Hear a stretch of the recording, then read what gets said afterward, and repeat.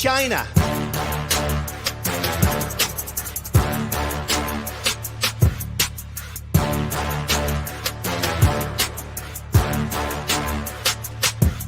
All men and women created by so you know the thing.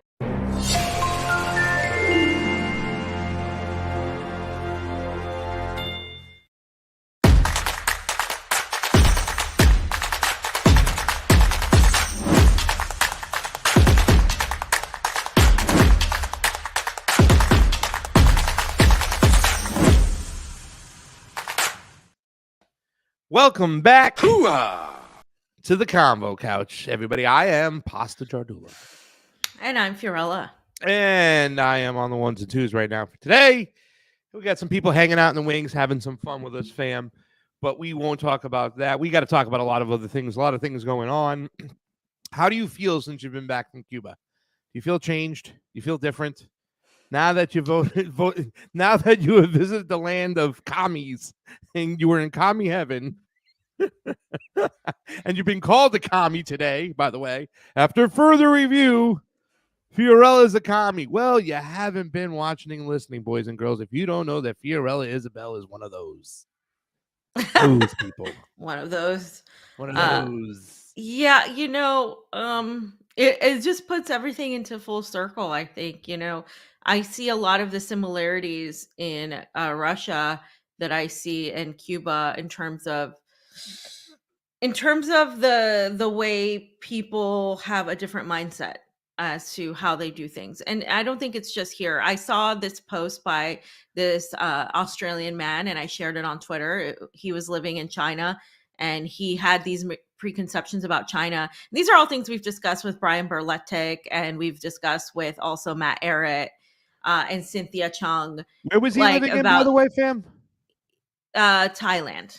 Oh, okay. He wasn't living in Yeah. China. Okay. Niet. No. Wow. That was Russian. I'm sorry. You do it I'm again. like, Yes. Yes.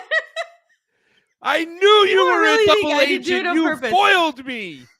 What did you do to me and my family? You put me in danger. 007 fee. I have to speak in Russian to a degree. A little bit. So I sometimes forget. Anyway, so what was I talking about? Oh yeah, so this man lived in China, and he had all these preconceptions about China, and they turned out not to be true. And a lot of these things we've addressed, a lot of people always come back, well, what about the surveillance and blah blah blah? Well, he talked about that. He's like, yeah, there's cameras and stuff, and there is cameras and stuff in Russia as well. And like, but that's the thing. It's like he was like, but in the United States and in the West, in like Australia, you have that, but they don't tell you. Like they spy on you just as much, if not more, but they don't tell you. And they tell you you live in freedom. And it's just not the case. And so like the reality of those countries is, there is a sort of like surveillance state in China, but why is that? Why is that there? Why is it any different than what we have in the United States?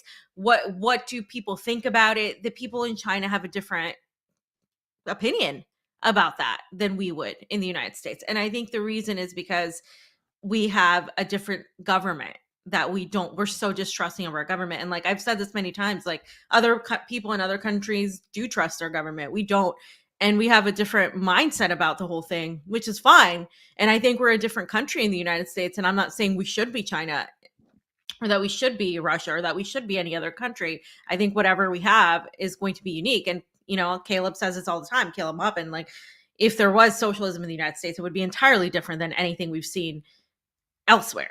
And so it's not like, this whole idea that Biden and all these Democrats are pushing socialism is just ridiculous because they're pushing neoliberalism. They're pushing fascism. They're pushing this sort of like, it's definitely capitalism, but it's a totalitarian type of capitalism. It's a complete total control of everything. And that's not what people in the global South his idea is about socialism, right? If you're going to discuss that.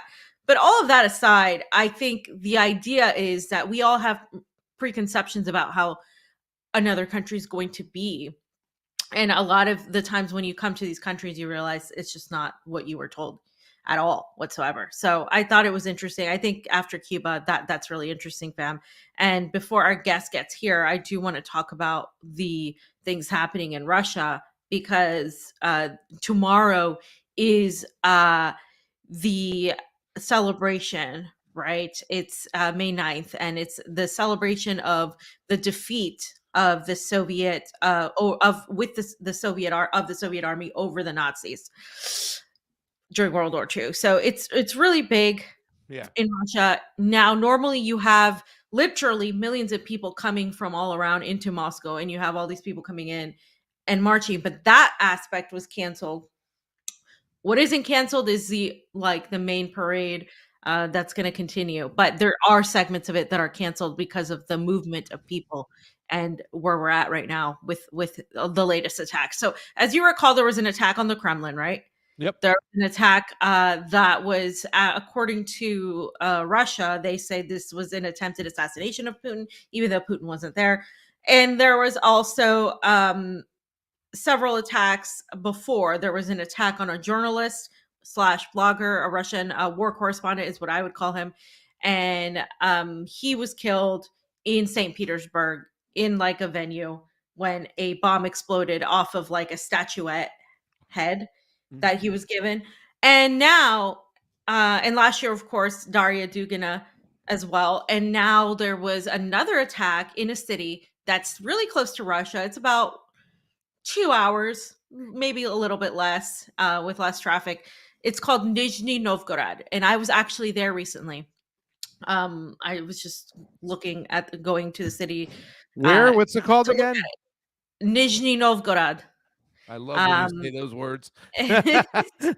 The Russian in you is coming out, double O fee. And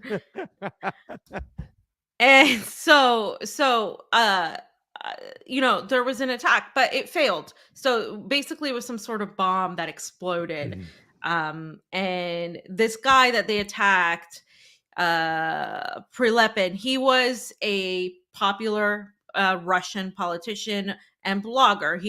He had been pretty much involved in politics, but then he decided he had also been part of the army, but then recently he had gone to the Donbass and tried to fight there. So this guy, he was targeted by Ukraine, and then Ukraine did actually admit that they were the ones that did it, right?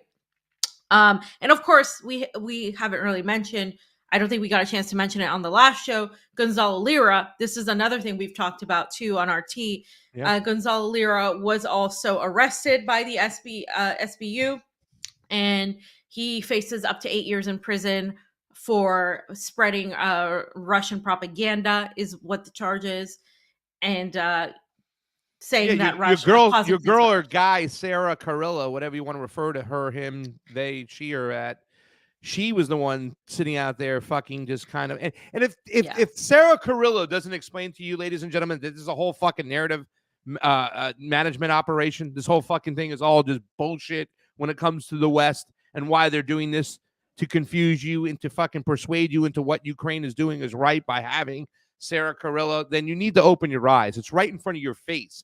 But her response was once again wishing ill harm, jail time, pain and suffering upon Gonzalo Lira, and which she claims to be a Russian propagandist. She claims him to be a Russian propagandist for doing journalism is sick. It's disgusting. Yeah, and there are a lot of weird things about Gonzalo's like abduction. Like the first time, people were like saying how come he didn't leave. Well, reportedly, this is what he said as well, and a lot of and this is what's been reported as well and confirmed. He couldn't leave because he was told not to leave. I mean, you can say, well, that's dumb. People still leave, whatever. But the point that I'm trying to make here, regardless of how people feel about Gonzalo, is the fact that this is happening blatantly. This is a U.S. journalist, or a U.S. citizen. He's not a journalist. He's told us many times in person, or via online, like, I'm not a journalist. I'm just a guy with a YouTube channel. So he doesn't consider himself a journalist. He considers himself like a YouTuber, or people say he's a blogger, whatever. But either way, he's a U.S. citizen. The fact that he is being persecuted like this, is the U.S. going to do anything about it? The answer is no. They're not going to do anything about it because he's not on the right side of the narrative. And they're the ones who probably initiated it, fam. Well, we don't know that, but I wouldn't be surprised, so, right? Yeah. I wouldn't be surprised. Yeah. Yeah. But either would I. So it's just kind of like, but the reality is, there's obviously an increased attack on a lot of journalism while the U.S. is talking about World Press Freedom Day, while they're talking about Evan Gershowitz. And while they're talking about journalism is not a crime, well, apparently not just journalism is a crime, but any sort of dissident. Like if you're a dissident, if you have some sort of like a different opinion, in relation to the Ukraine war effort, you are vilified, you are made a propagandist, you are whatever, XYZ. And unfortunately, that sentiment spreads to a lot of people. And for me, this, if whether tomorrow I don't work for Archie anymore, I'm still gonna have this viewpoint. It's like I've had this viewpoint forever. And this is people are still throwing that shit at me, like, oh, you're okay. No, I've had this viewpoint for a long time.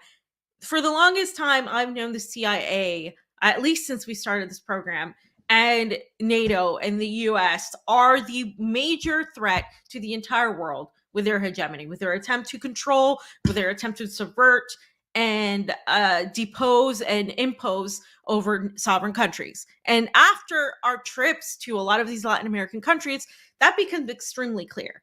And I know Pasta can speak to this because it was one thing, of course, where we were politically, but it's a whole other thing to go to these countries and see people crying and telling you, hey, we've experienced this because of this, and that. And like, it takes it to another level. And then going to Donbass and then seeing all these things. I mean, you can't tell me that there is an equity here in terms of power between the United States and China, or the United States and Russia. It's just not. There's an aggressor and there's people defending themselves from that aggression.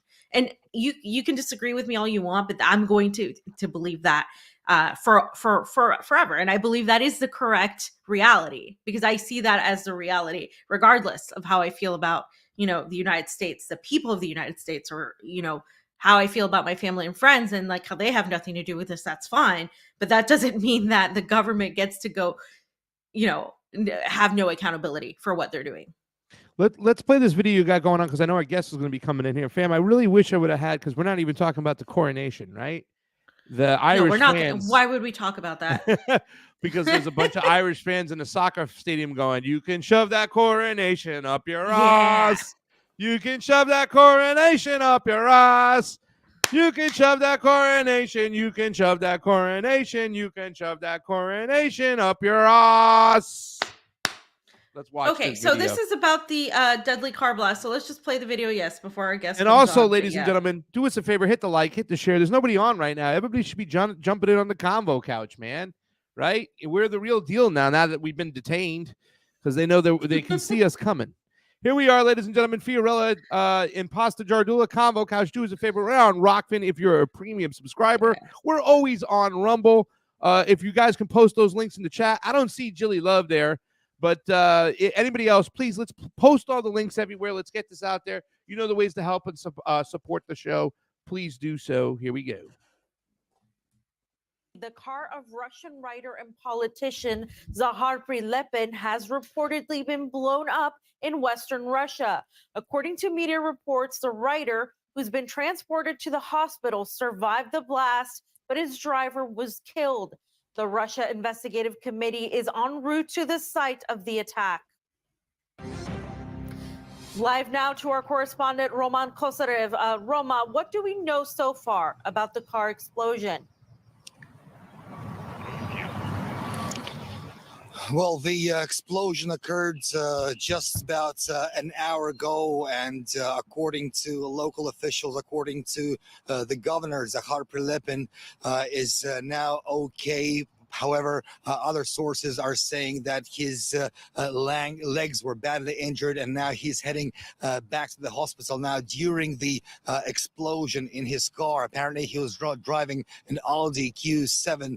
His daughter was in the car with him as well. However, she was left unscathed, but his driver, and some of the people are calling the driver his assistant or his bodyguard. His name is Alexander. He was killed at the scene during explosion. Now, Zahar Prilepin was just returning from Donbass, where he's been fighting for one of the regiments here. He was coming home for a short vacation in Nizhny Novgorod. He stopped over at a gas station and then proceeded to go to his home village in Nizhny Novgorod, and that's when the explosion took place. right now, like I said, the governor of the region and his assistants are both saying that he is okay. Now, Zakhar Prilepin, he's a very famous person here in Russia. He's a writer, a publicist, a singer, and he's been a very vocal supporter of the people here in Donbass back since I remember, back since 2015, when he first came over here to defend the people of Donbass against Ukrainian aggression. Now, at the moment, we're still getting more and more news as to what actually happened. Investigators are obviously on the scene already, trying to determine what it was, what kind of explosive device. Now, we are hearing that a certain Ukrainian terrorist group had already claimed responsibility for this terrorist act, as they said, but this still yet remains to be determined. RT's Roman Kosarev with the latest. Thank you, Roman. The Russian Foreign Ministry has reacted to the blast, accusing Ukraine's Western backers of bearing responsibility for the latest incident. The fact has happened. Washington and NATO have raised another international terrorist unit, the Kiev regime. Bin Laden, ISIS, now Zelensky with his thugs. The United States and Britain are directly responsible. We're praying for Zahar. Okay, and just you're muted, I think. And just to Family. wrap up, Yeah. I just want to say he underwent a major surgery. He was put into an induced coma, and he came out of it, and he's fine. But the reality is, these attacks are increasing, and the question is, there was I mentioned it the other time. There was an attempt to attack some part of Russia tomorrow, for us tomorrow, and obviously Russia is on alert in terms of the parade, in terms of certain using certain navigation systems. I mean, everything is definitely being watched right now because it's like the most important day for Russia tomorrow. And so we'll be watching that. I won't be working tomorrow, so I will be out and about, and I will try to get as much footage as I can, but it's really hard to get footage because the vast majority of everything happens in Red Square, and there's going to be a lot of security. Putin is going to be there. Normally, sometimes he'll even walk with the people, but that's not going to happen this time around. So I'll try to update people throughout on Twitter and see what's going on tomorrow. But that was just that's what I wanted to update on. And also on Yevgeny Prigozhin, he was kind of going back and forth with the Russian Foreign Ministry about Bakhmut. Well, apparently he has said he has gotten now more ammunitions from the Russian Defense Ministry and everything's good. And yeah, so it's kind of like what a lot of people were saying. This seems a little bit theatrical. This seems a little bit, we don't know, but apparently Russia is still planning some sort of offensive. So that's what we're hearing on this side of town. That drone attack was crazy on the Kremlin. I can't even imagine. Can you imagine if a drone was shot down? No. Going by the White We'd House? be at Forget war. about it. We'd be on we'd be in bunkers right now in the United States because we'd be launching off shit, prepared. Tridents would be firing missiles out of the ocean at everywhere. Every single ally of the BRICS nations would be under attack. Forget about it. But that's a scary world we live in. Fam, our guest is here. This guest is awesome, ladies and gentlemen. We first met each other when we were observing the elections in Nicaragua. I can't, I don't know the gentleman that well, other than the fact that he's an African man with kind of an Italian last name. Cabello. It's kind of, I'm saying I made him an honorary Italian guy. We had some great conversations. He started this stream, this network, I should say, called African Stream. And man, I can't be any more proud of this dude because this network, ladies and gentlemen, if you haven't got on it yet, get on it. He's found a way to communicate in a way and produce small clips where you could see the macro of things that are going on in different countries like Chad or Sudan, whatnot. And after watching his videos, I find myself doing more research, but a great jumping off period of understanding what's actually going on in Africa. Because the problem is, just like in Eastern Europe, or whether it be China or Asia and stuff like that, especially China, Americans have no sense, no real idea of what's really going on other than the bullshit propaganda media that's fed to them. So this is a good taste of reality, of understanding, of information, of education. And I can't be happier that our man, Ahmed Caballo, joins us today. What's up, buddy? What's up, man? Good to see you both. Good to see you both. Hey, good to see you. Yeah. Good. Ah, And So- I really like your presenter voice.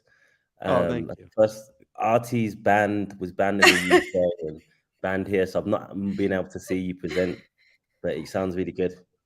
Oh, you're thank talking you. I about. appreciate that.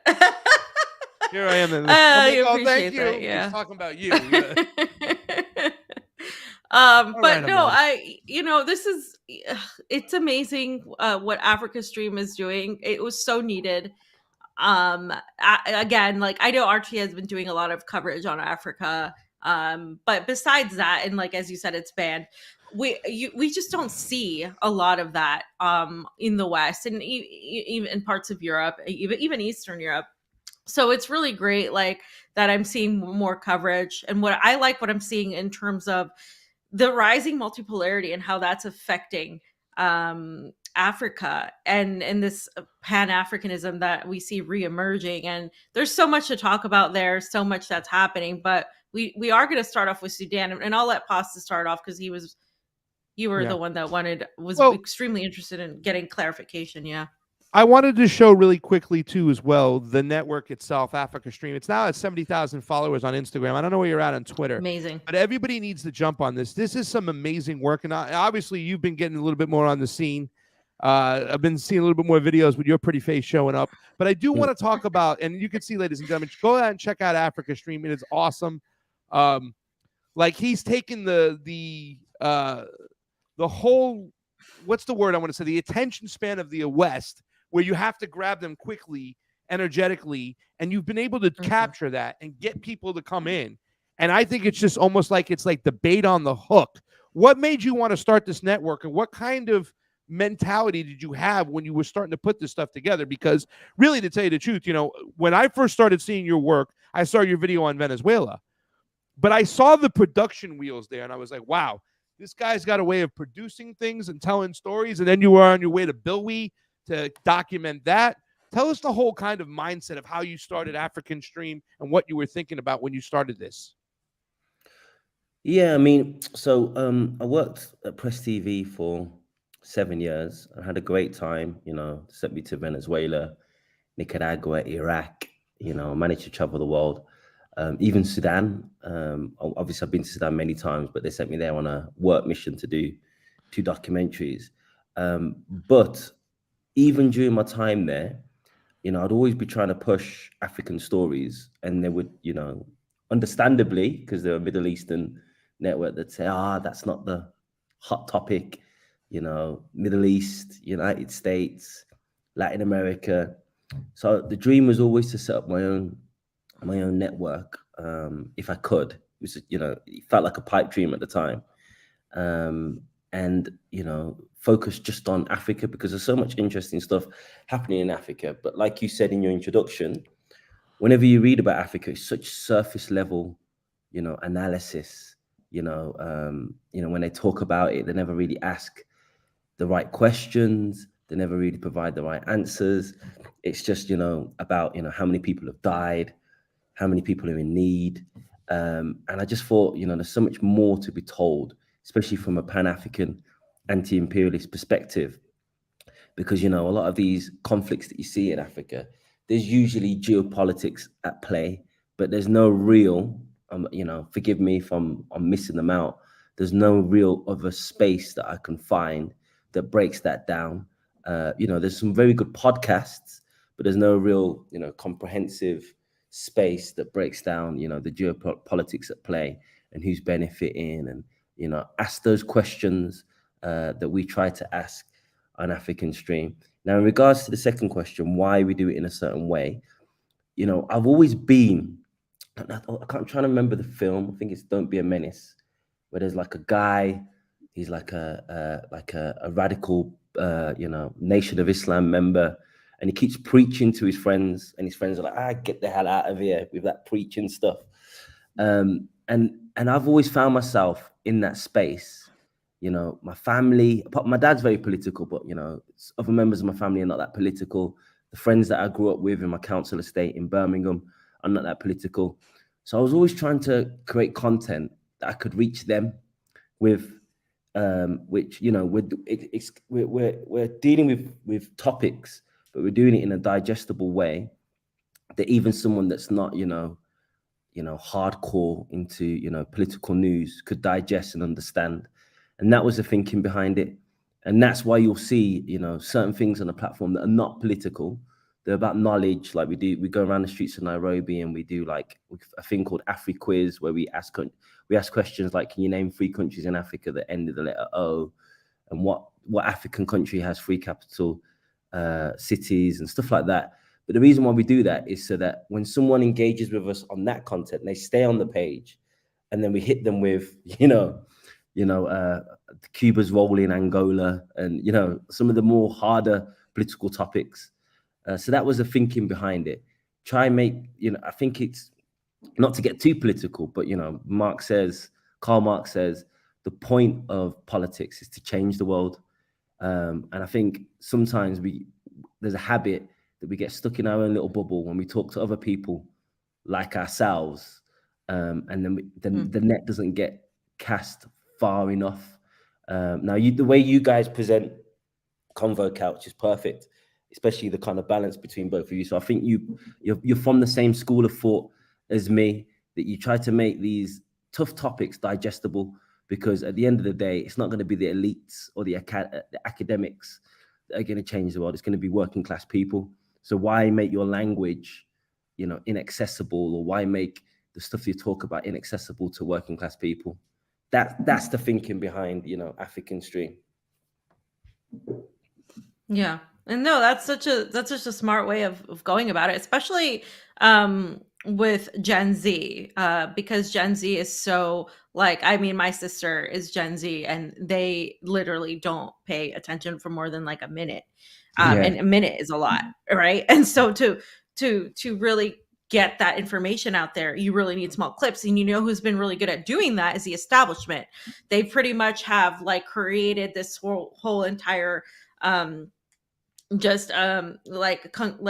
conglomerate of establishment short clip type of media via TikTok, even via Snapchat, via all these little short videos that they send to kids, and then they look at it and they're like, oh my god, this is what's happening in Russia, Ukraine, this is what's happening in Cuba. Oh, these people, it's just, or Iran is a great example of when that was happening.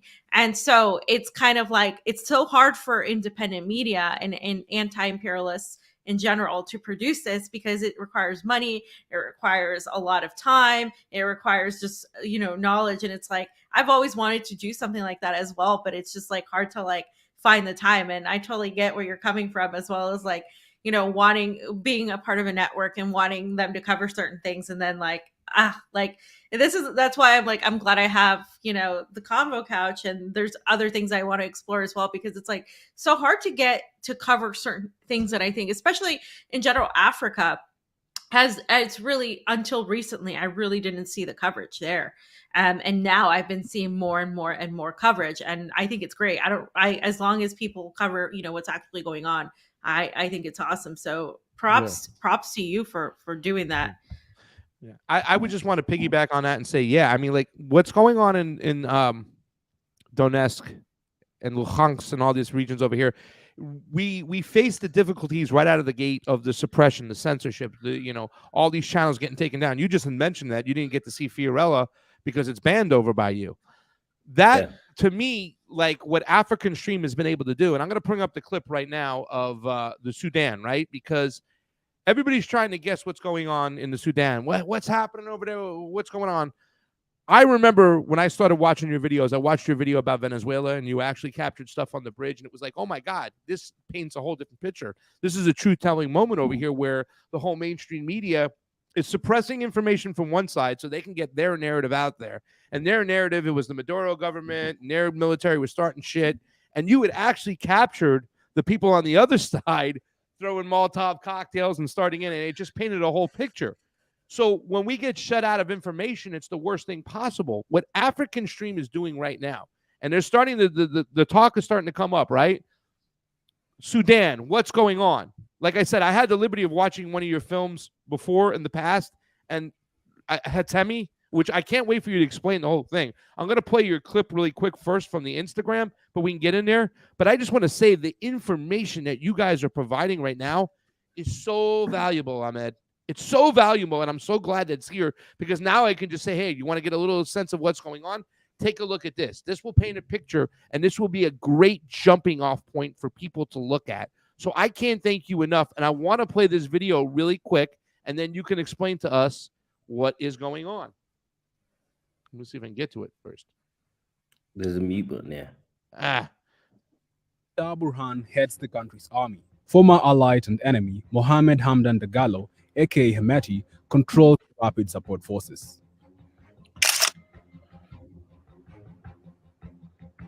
Burhan was born in North Sudan in 1960. From school, he went to military college and became a regional commander in the Darfur War. He then fought alongside Hemeti against Houthi rebels in Yemen on behalf of Saudi Arabia and the UAE.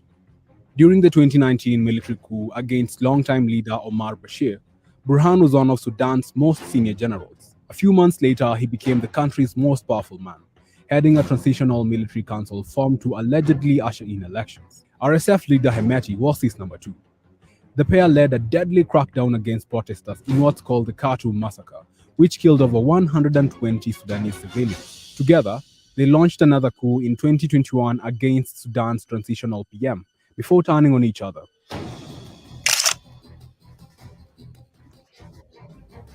Hemeti has a similar military background. The 50-year-old hails from the Aulad Mansour tribe in Darfur. He's commanded the RSF since 2013 and is accused of atrocities and crimes against humanity in Darfur. Hemeti holds most of Sudan's gold mines, giving him further power and wealth. Burhan's army controls Sudan's key industries, including agriculture, meat exports, and car factories. Two military leaders are fighting for power in Sudan. Yeah, so just quickly on that, we've actually got part 2 coming out because of this whole Gen Z thing. We knew that if we made it too long, people wouldn't watch. Some people would watch, but other people wouldn't. So we split it into. So the first part was just, basic background into who they are. The second part is who's backing both, which, is a lot more, a lot more interesting from my perspective. But it was, I just knew that there was too much information to put in one video. Yeah. And in the current climate, so we split it into 2. The part 2 is coming out tomorrow, actually. That's awesome. Okay. Because go ahead, fam. You have questions first, because go ahead. No, yeah, I do have a question, because it's kind of like, I've been covering this a lot on RT, but even the coverage there, it's we do have like correspondents in the continent in general. We do have like great correspondents that actually know what's going on.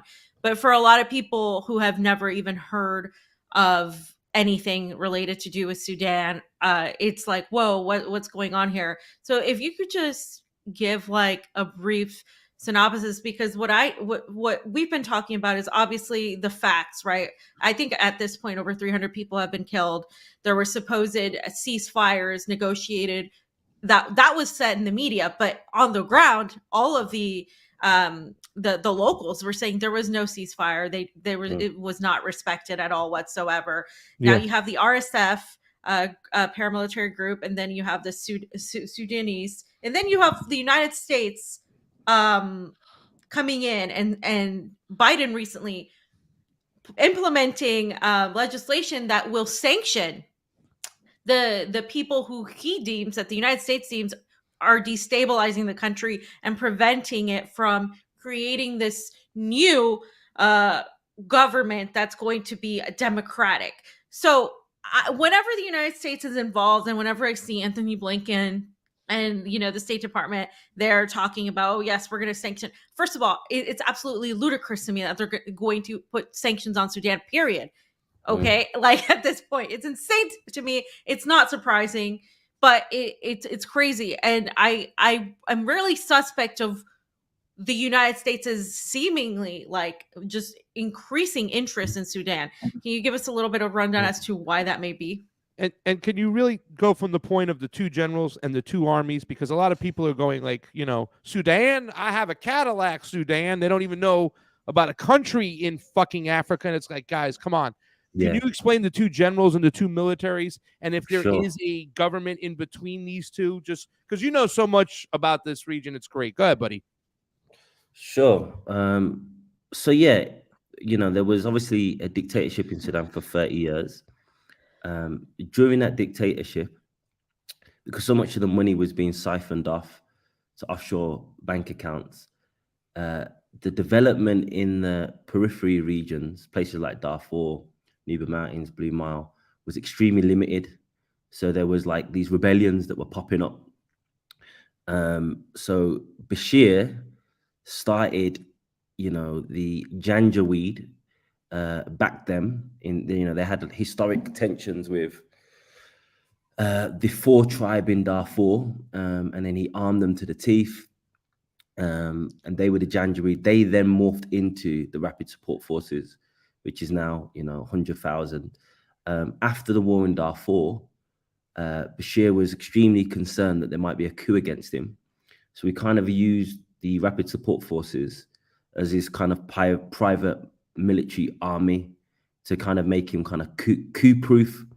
But he didn't predict that the Rapid Support Forces would join the army and actually engage in a coup and remove him from power. That's a very, very basic, understanding of, up to 2019. I've skipped quite a lot of details in that, but we'd be here all day. And then in 2019, the Rapid Support Forces and the army, they come together, form a military council. Now, an important part of this story is the leaders of both the Rapid Support Forces and the army are, historically been very close. General Abdul Fattah al-Burhan and Mohammed Hamdan Daglo, aka Hemeti, they were both fighting in the Saudi-led war on Yemen.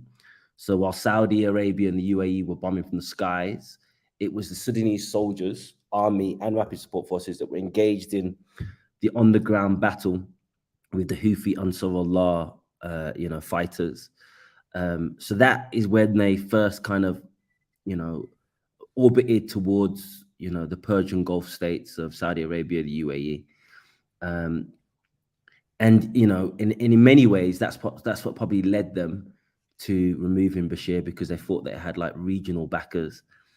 Now, what's the conflict about now between these two guys? Well, it's an interesting one because there's so many different, theories on the ground of what this is and what it might be. And, one of the theories, it's a bit of a conspiracy theory, but I'm just going to tell you what it is that both of these generals have manufactured this situation to create as much chaos as possible in Sudan so that there will never be a transition to democracy, and that the Sudanese people are in such a desperate situation that they will be like, forget elections or democracy, just give us peace and stability. That's one of the theories. How true that is, I'm not sure. The other theory is it's just, good old fashioned two greedy generals. Burhan was concerned that Hemeti was becoming too powerful, so then wanted to marginalize him. Hemeti understood that Burhan was trying to marginalize him, so did an offensive, and then there was this back and forth. But then there's so many complicated factors in all of this. Who backs who? The Egyptian army backs al-Burhan for several reasons. One of the reasons is, I don't know if you guys know about Egypt's beef with Ethiopia over the Grand Ethiopian Renaissance Dam. We've done stories on it. We know quite well about that whole half the dam funded by the Chinese, by the way. So go ahead. Yeah. So, for Egypt, they see this as an existential crisis because so much of their economy relies on the River Nile. And if the dam comes into fruition, it already is, being built, then they're saying that it'll affect the water supply in Egypt. Now, the River Nile obviously runs through Sudan, and actually, from a Sudanese perspective, the dam is a good thing because it could help control the water banks. You know, every year agricultural lands get flooded by the River Nile, so something that could control that would actually benefit Sudan. But since Burhan came into power, he's been siding with Sisi in this conflict against Sudan's national interest, because obviously he gets backing from Egypt. You know, Egypt gives Sudanese army, arms and support and whatnot. So that's Egypt. Then you have Israel. You know, Israel normalized relations with Sudan. I think it was, part of the Abraham Accords led by Donald Trump. Sudan has historically always been hostile towards Egypt from 1948 to 1967 to 1973. In fact, there was the three no's: no to recognition, no to normalization, and no to, I forgot the third one. But that conference actually happened in Sudan in 1967. So there's a long history of Sudan supporting, Palestine. And under Omar al-Bashir's rule, there was support provided by Sudan to Hamas. From Israel's perspective, it doesn't want anyone else apart from Burhan to come into power, because that could lead to a reversal of that normalization. Then we have the United States. So, and the United States is allegedly backing Burhan, although it's giving the signal that it's backing both sides, as it does in these types of conflicts, for several reasons. I'm sure you guys have covered the Russian naval base story, which will be the first, I think, in Africa for Russia. So essentially, kind of like, in a way, what Syria is to Russia is what Sudan potentially could become. And an attempt to stop that. The US ambassador to Sudan, John Guthrie, warned Sudan that building a Russian naval base would bring dire consequences. We're seeing those consequences now, arguably. But when the Russian deal was signed with Sudan, the one stipulation was it had to be authorized by civilian government. So from an American perspective, if you destabilize Sudan, it delays a civilian government coming into power and authorizing that Russian naval base. But there's also something else going on. So, the TPLF was obviously backed by the United States for 30 years. I think they came into power in 1991, left power in 2018. 30 years, the United States had a staunch ally in the Horn of Africa, which was the TPLF. That's why they backed the TPLF against Abiy Ahmed in the Tigray conflict. Since Abiy Ahmed came into power, Ethiopia and Eritrea have become closer. Historic enemies are now at peace, and the United States is now missing a crucial ally in the Horn of Africa. What Burhan represents for them is a staunch ally, a potential strongman ally that they can rely on to further their interest. During the Ethiopia-Eritrea conflict, during the Ethiopia conflict in the Tigray, Burhan was actually providing support for the TPLF against the Ethiopian government. It was also supporting Egypt in the Ethiopian dam conflict. So it's also normalized relations with Israel. So 4 things that indicate to the United States that this is a guy that we can rely on. Now, to the other guy, Hemeti, he's supported by General Haftar in Libya. He's also supported by the UAE. He controls the biggest gold mines in Sudan.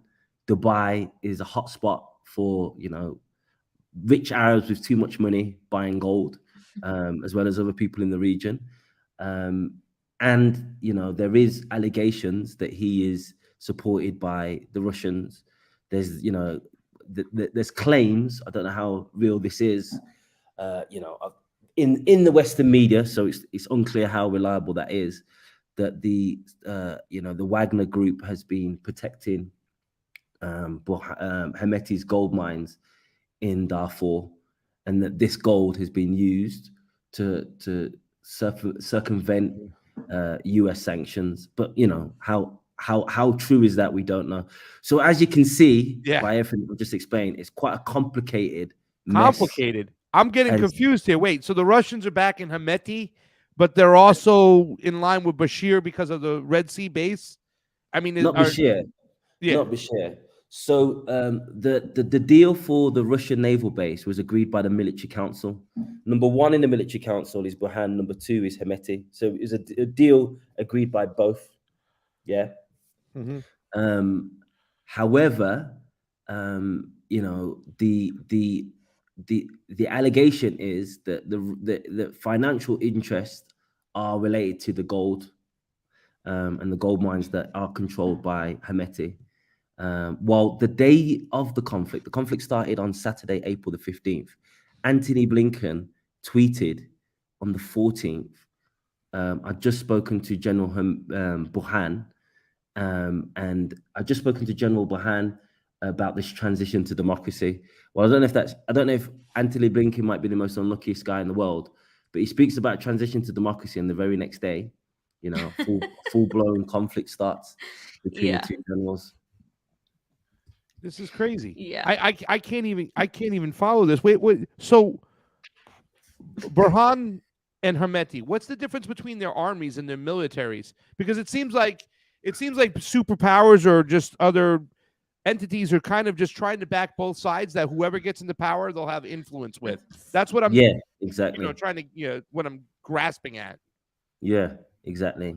Because on the other side, Hemeti tweeted that he's spoken to the head of AFRICOM.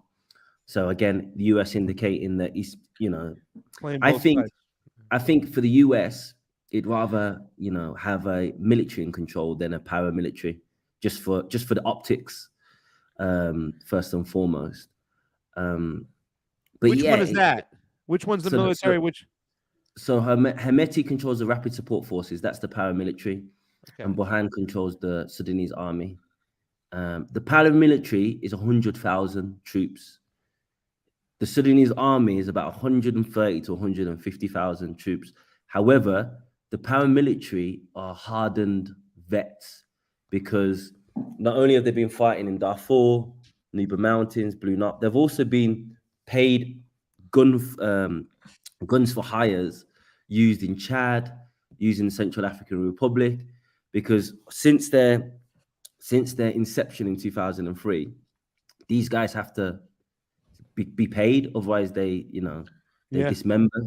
So Bashir was very comfortable in allowing them to go here, there, and everywhere to get involved in every single conflict that happened in the region, from Libya to Central African Republic to Mali to every conflict you could think of in the Sahel region. One of our commentators our audience members just said it's hard to grasp because we tend to want to identify a good guy and a bad guy. That's a really good point I want to make. This is extremely nuanced and complex. Would you say that there are no good guys and bad guys in this whole conflict? That's why definitely. And that's why you see no support. Usually if there's a paramilitary group, occupying parts of the country, the people would rally behind the army. But that hasn't happened because, the Sudanese army has conducted 7 coups since Sudan's independence and attempted, I think, 14 coups. And the Rapid Support Forces was part of the army until this recent kind of breakup. Although it wasn't officially incorporated within the army, and that's one of the causes of the conflict as well. So yeah, there is no good guy or bad guy. I think the problem we have in all of this is it just shows the problems with a leaderless revolution, a revolution that's not backed by any theory, any revolutionary theory. The people of Sudan, they came together, they were angry about, Bashir's reign, but there was no kind of mobilizing figure that's going to lead them to the promised land. There was no Fidel Castro or Thomas Sankara or, Muammar Gaddafi. So what happened was we got rid of Bashir, and then it was like, okay, so now what next? But all of his generals and all of his paramilitary forces, they were still part and parcel of the makeup. So anyone, from afar could see that it wasn't, you got rid of one problem, but there was like much bigger problems in the future, and these bigger problems are now starting to manifest. Yeah. So, would you say Hemeti's still getting funded by the UAE Yeah, more than anything? Where are they getting the majority of their funding? We would understand that. What's his name? The other general who was Burhan, right? Yeah. How do you say his name? The one who Burhan. controls the Sudanese army. Yeah. Where are they getting their weapons and funding from? Mostly from Israel or Egypt? Mostly Egypt, right? Mostly Egypt, yeah. So Burhan gets most of his funding from Egypt. With there's even rumors that the Egyptian army at some point, if it escalates, might even invade in support of the Sudanese army to quote unquote quell the rebellion. And Burhan gets most of his, some weapons smuggled in through Libya, through the warlord General Haftar, and a lot of the finances from Hemeti. And another part of this story is how strategically important the Red Sea is, which Sudan has access to. Yeah. It's one of the richest, most important, strategically important pieces of water in the world. It gives access to the Suez Canal, gives access to the Middle East, access to the Horn of Africa. So, everyone kind of wants a piece of this kind of important piece of land. Saudi Arabia is also involved. So the Saudi Investment Fund has put billions and billions and billions of dollars. It's unclear who they're backing with this because previously they backed, Burhan and Hemeti were both fighting on their behalf. The UAE only favored Hemeti because of the gold that he controls. This is crazy. Yeah, and I just want to go ahead and also talk about what are the possibilities of where this conflict is going. Where do you see this? Because this is what I think the fourth week of just the the back and forth. A lot of people being displaced, hundreds of thousands of people now being displaced, and going into other countries, and of course, the sanctions that the United States has decided to go and impose. Where do we see this conflict leading to in terms of the country, but also in terms of perhaps a resolution? Because there's been talk about a ceasefire, but it seems like that really never actually got off. Yeah. Well, the worst case scenario is that this could lead to a full-fledged regional war. If Egypt does intervene, and then General Haftar intervenes on the other side, we can see what happened in Libya. There was these two warring factions with a host of countries, Turkey and Israel back in one side, and then the UAE, allegedly Russia and co back in the, and it just led to an ongoing conflict with the Libyan people in the middle, caught in the crossfires. So that is, a very real concern. Another concern, if the conspiracy theorists are right, and that actually both of these generals, have hatched this plan to destroy the country, terrorize the civilian population, so that any idea of civilian rule is kind of put on the back burner, then they could potentially keep fighting, and then, like all wars, come to some sort of negotiated settlement, which allows them both to have, pieces of the pie. But either way, it's not good. It's not good. My family are in the middle of the fighting at the moment. My father is in Bahri, which is occupied by the RSF. And yeah, it's just terrible. Like, dead bodies are in the street.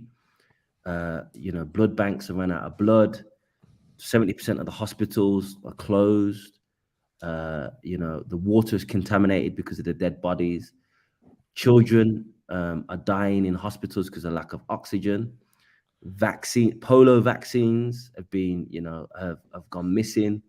The war economy has inflated prices of everything, food, water.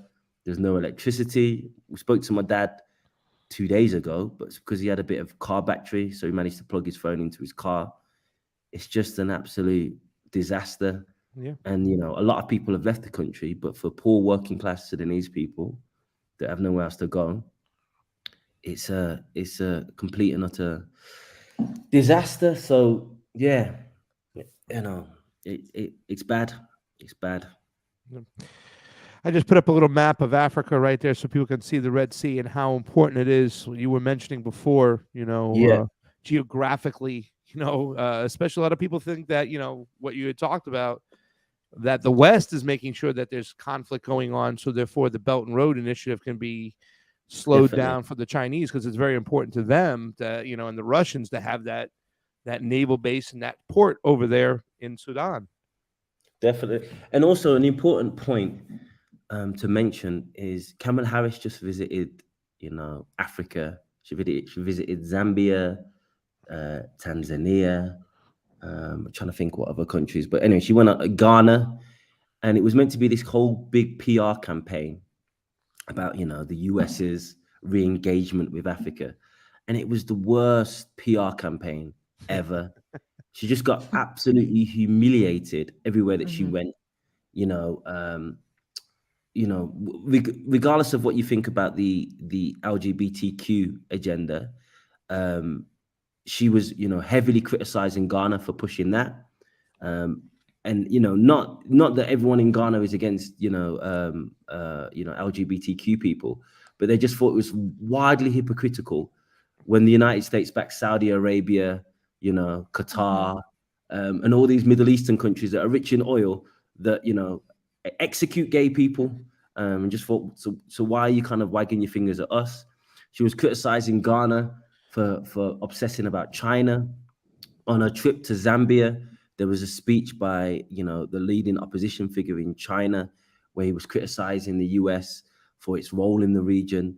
And, after that trip, after that disastrous PR campaign, now we've seen this huge destabilization. And in every media appearance, every mainstream media appearance that I've made so far, they're always asking me, oh, so what should the US do? I was on TRT yesterday, and I was saying, what role can the US do? Can it intervene and stop both sides?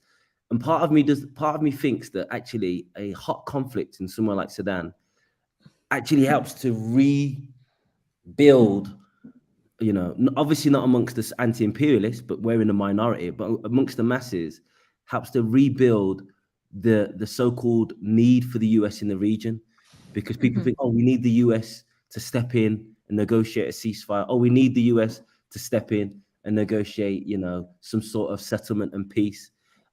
When before that, during Kamala Harris's visit, everyone was saying, what does the US do for us? These structural readjustment programs from the IMF destroy our economies. They sanction all these countries in Africa unless we play ball, destabilizing our economy. They make us use their so there was a growing united kind of sentiment against US hegemony that we hadn't seen since the 60s. And I feel like, this conflict in many ways could be seen as an attempt to reverse that kind of sentiment. I was just going to ask you about that, because there has been a lot of criticism coming from Africa against the United States. When Lavrov arrived and did his tour in Africa, he was welcomed with open arms in comparison to when Anthony Blinken went. It was just a completely different sort of reception. One of the things that both Russia and China criticize about the U.S. policy towards Africa is this neo-colonialist mindset, specifically what you're talking about, like pretty much attempting to control Africa, to sort of morally pontificate about, going green and LGBTQ issues, or whatever issue it is that is, a very European Western type of issue, while obviously the continent of Africa itself has the most natural resources that have been exploited for decades and decades and decades, only to be used and profited off and pretty much given to the West. And so there has been, I've seen this rise in anti-Western sentiment, or at least in saying things out loud. For example, the president of South Africa, Cyril Ramaphosa, pretty much went after the not just the United States, but the West as a whole, and the the International Court of Justice, the ICC, for trying to put this arrest warrant for Vladimir Putin, saying, well, where were they for all these other times? They didn't do that. It's very biased. And so there's been a lot of this sort of thing going on. Do you see that in any way, maybe because of everything that's happened, because of we've seen the rise of multipolarity, de-dollarization happening, that there could be more of a role that, say, China or Russia take, or a role that the people in other African states take as well, to helping resolve this conflict? Because the other question is, well, Africans need to resolve this conflict themselves, that without any outside aid. Yeah, definitely. I mean, one of the things that I hear, I live in Africa now, I'm in Nairobi speaking to you guys right now. One of the things that people tell me when I have these conversations with them is, the West likes to talk about human rights and democracy promotion, but the Chinese come and build stuff. And it's just a real difference. You know what I mean? Like if you guys visit me in Nairobi, and that is an invitation, please do come. I'll pick you up from the airport and we'll go across the express highway and we'll get to my house in like 20 minutes. That express highway was built by the Chinese. So you can see real tangible difference. And that's why we saw in Zambia and all these type of places. I think it was a few years ago, but the clip recently resurfaced, and it was the German ambassador. Sorry, it wasn't in Zambia, it was in Namibia. The German ambassador saying, oh, the Chinese, they've got too much of an influence. And he goes, why do you Europeans obsess about the Chinese? It's you guys that committed a genocide against the Herero and the Namba people here. It's you guys that have our schools in European museums. It's you guys that have our stolen artifacts and won't return them. And then in regards to Russia, African people have, memories and understand that during the apartheid regime, the Russians were supporting the liberation struggle.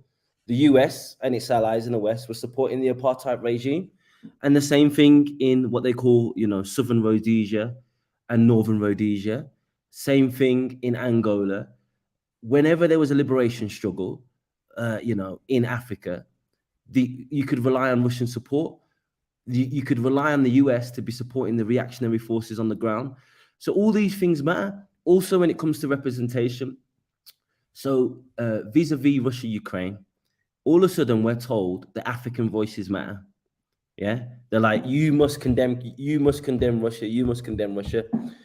But when it came to Libya, African voices didn't matter. When it came to Iraq, African voices didn't matter. Afghanistan, in fact, they didn't even ask what we thought about those conflicts.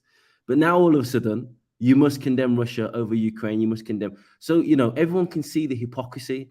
It's so blatant and so, so obvious that people can see it. This image that you showed regarding refugees. I hear the argument that, refugees, because it's happening in Europe. Well, the United States is not in Europe, but there's no support for Sudanese refugees in the United States.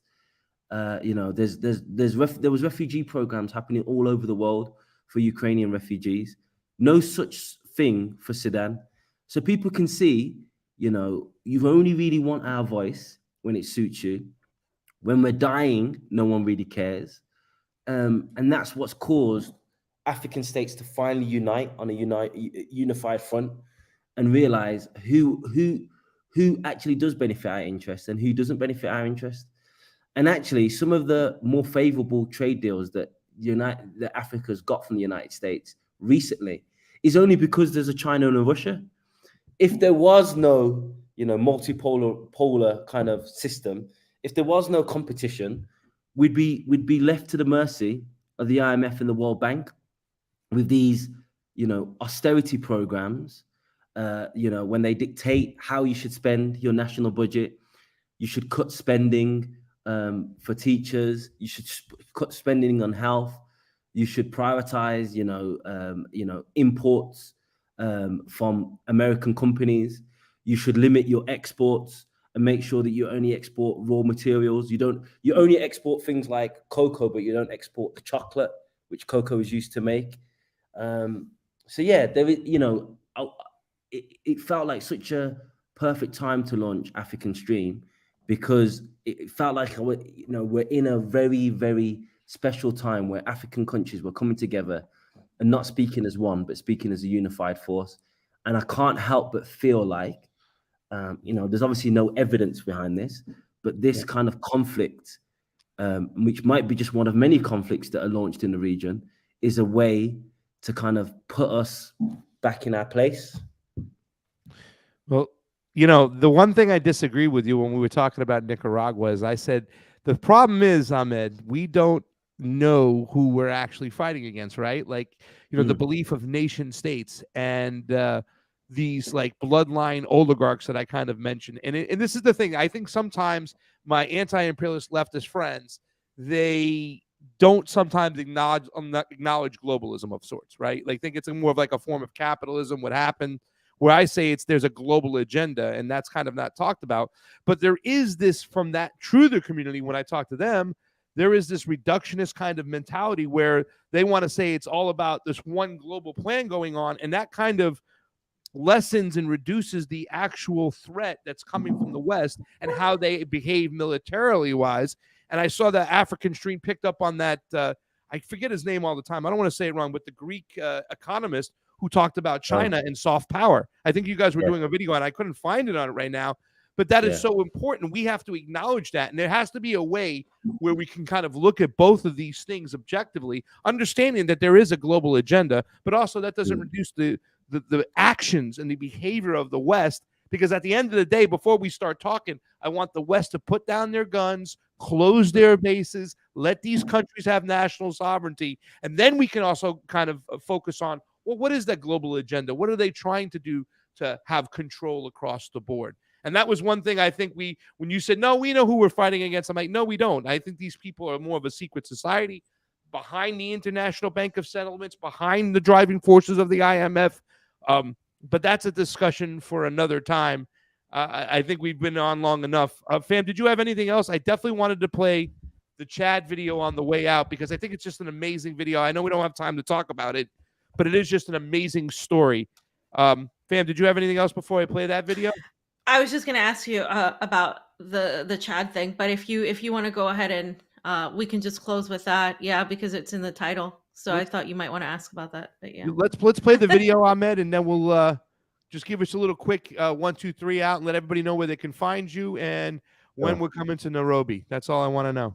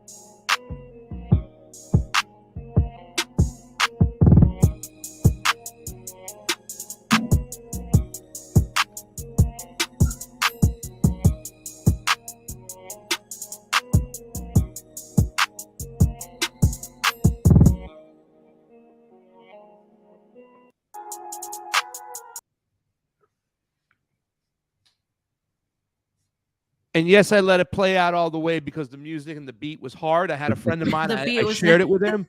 He watched it 3 times, and I can see him going like this. Like he was looking, he was engaged, he was there. Yeah. He was like, holy shit, but he was also doing this. You know what I'm saying? Yeah. Down to the beat. Ahmed, I mean, seriously, this is African Stream is friggin' genius, and I fucking love it. I'm addicted to it. Please give us a little bit a quick opinion about that, and then let everybody know where they can find you, how they can support the show, how they can support your work, and let us know the prices on tickets to Nairobi so we can start a GoFundMe for that. Yeah, I mean, it's an interesting one because the current president, Mohammed Deby, is the son of Idris Deby, who has been a long-time French puppet in the region. And there's been a lot of protest against him, against his son, because he hasn't, transitioned to democracy. But it's really against something that's happening throughout the whole of Africa, a rising anti-French sentiment. I probably don't have time to get into it, but France's role in Africa. People talk about what they did in the past, but they don't understand, what France is doing currently in Africa. But there is, I talked about how promising it is because we're seeing places like Burkina Faso and Mali, coming together, and there's talks of them even forming a federation against, France's continued role in the region. France went to Mali and Burkina Faso to support them in terrorism, and all that both countries found was that there was more terrorism after the French came. And so, there's been this huge awakening. France 24 has been kicked out of both countries, as well as French media, because they realized it was actually a destabilization center.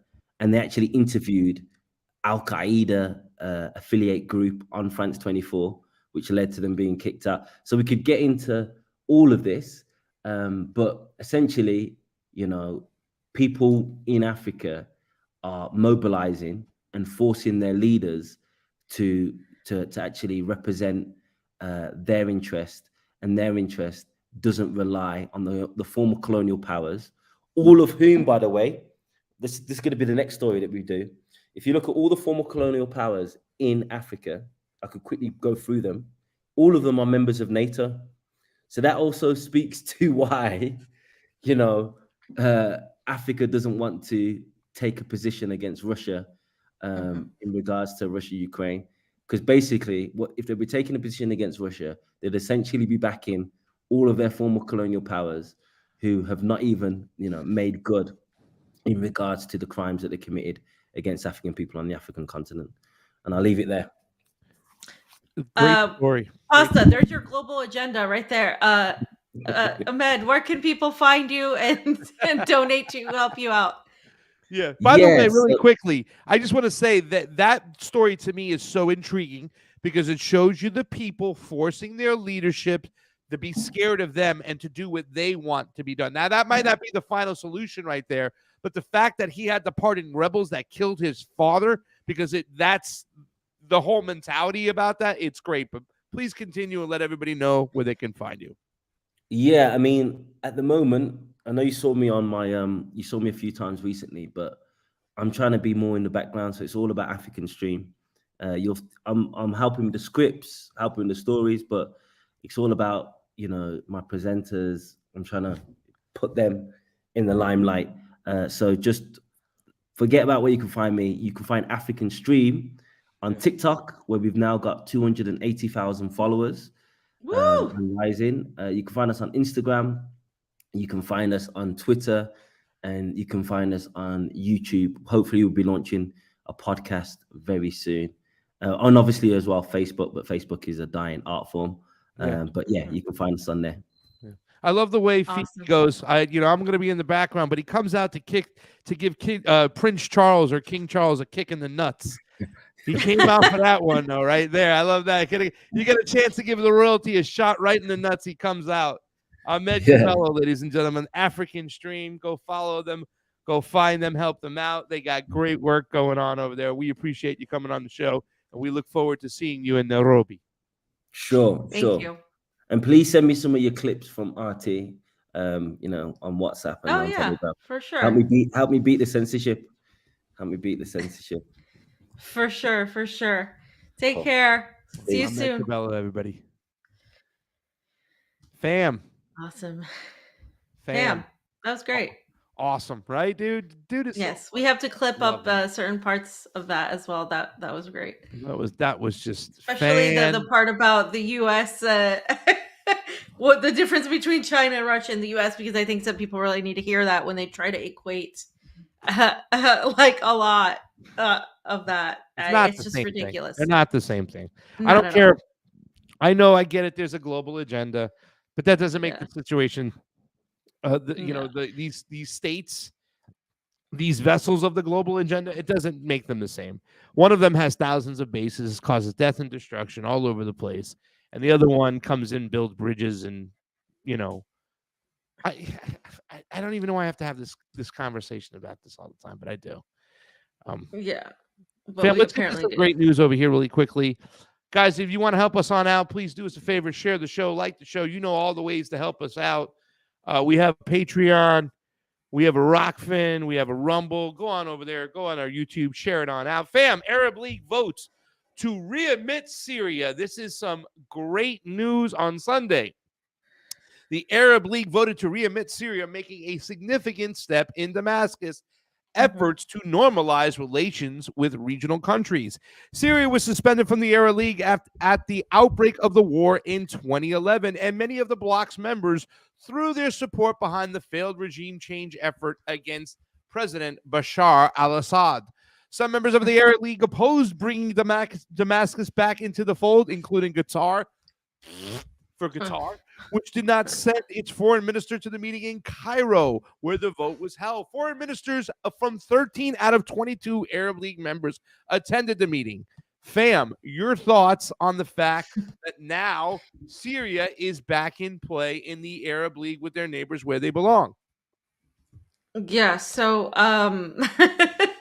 this is great. This is more of the stuff that we're seeing, not just in all over the world, but we're seeing it in Africa, as Ahmed pointed to it, and we're seeing it in the Arab world, right? This emerging pan-Arabism and this unity against this idea that these countries have to be fighting. Because if you really think about it, the goal of destabilization that the West has had on these countries, whether it's in Africa, in the Middle East, and Latin America, has been to turn these people against each other. And the most threatening thing that these countries can do is achieve peace and have some sort of stability and peace among each other. And that's, if you think about it, that's the macro of what's going on. The micro is the people in the United States doing that, right? But in the macro sense, these countries have said, hey, we're going to cooperate, we're going to work together. And that's pretty much what you're seeing with Bashar al-Assad and the Iranian president visiting Syria. That is one of the biggest things we could see, in spite of some people in the Arab League not, some countries in the Arab League not wanting that to happen. It's going to happen. I mean, the way Syria has been treated for the longest time over nonsense, right? It has been absolutely disgusting. There should be no normalization of that at this point. And Syria has been, of course, ravaged by an earthquake, multiple earthquakes recently, as was Turkey. But the reality is that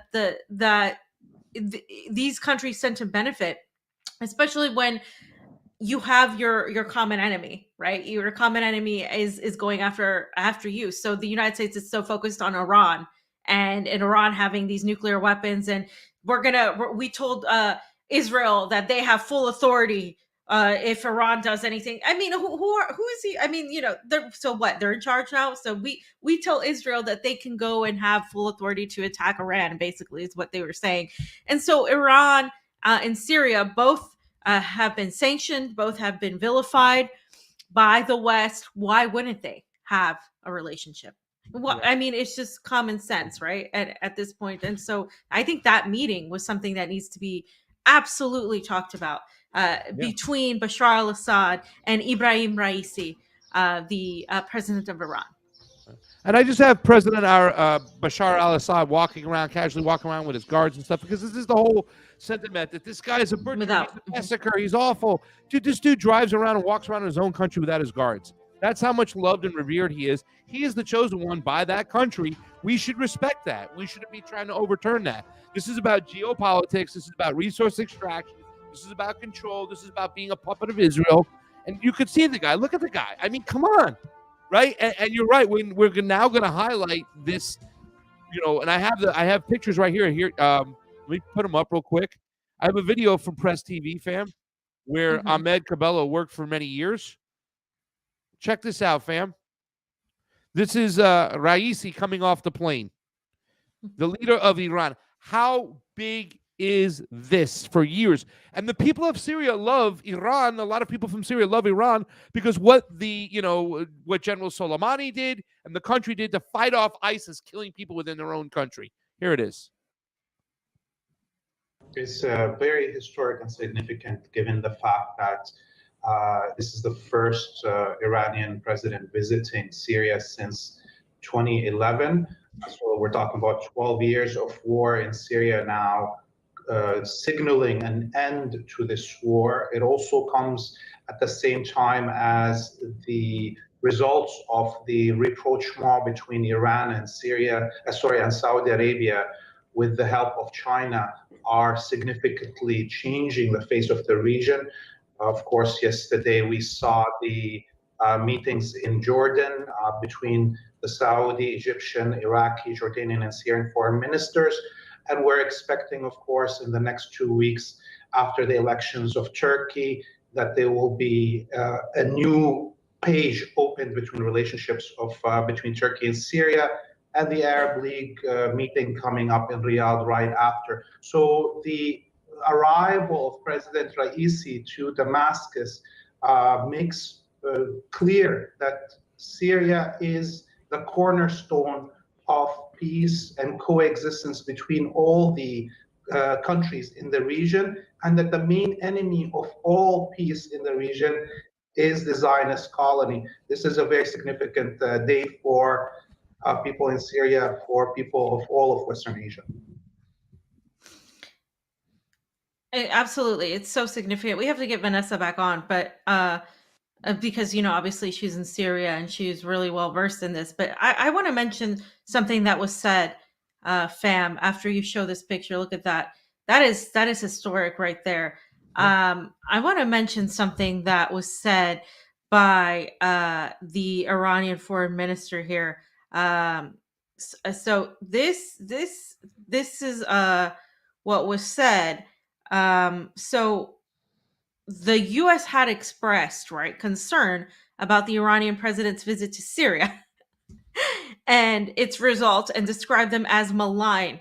Okay, so he said, of course, the anger of the malign regime, whose horns have been broken in Syria and the entire region by Iran, and the axis of resistance, and which must end its aggressive presence in Syria, is natural. He further noted, be angry and die with this anger. Be angry and die with this anger. Those are some fiery words coming from the Ministry of Foreign Affairs of Iran.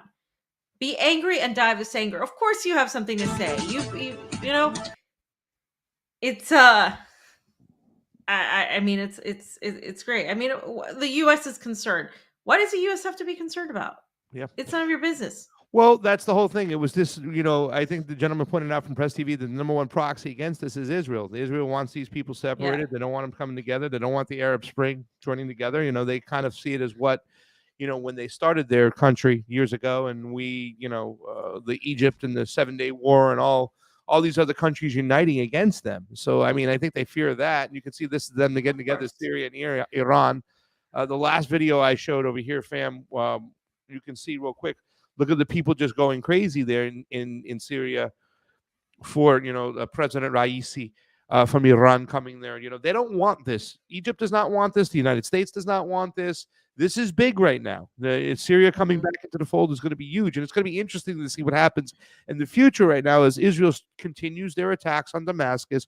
What's going to happen as these countries are coming together closer, allying, even Saudi Arabia coming into the mix. This Israel has destructions. Yeah.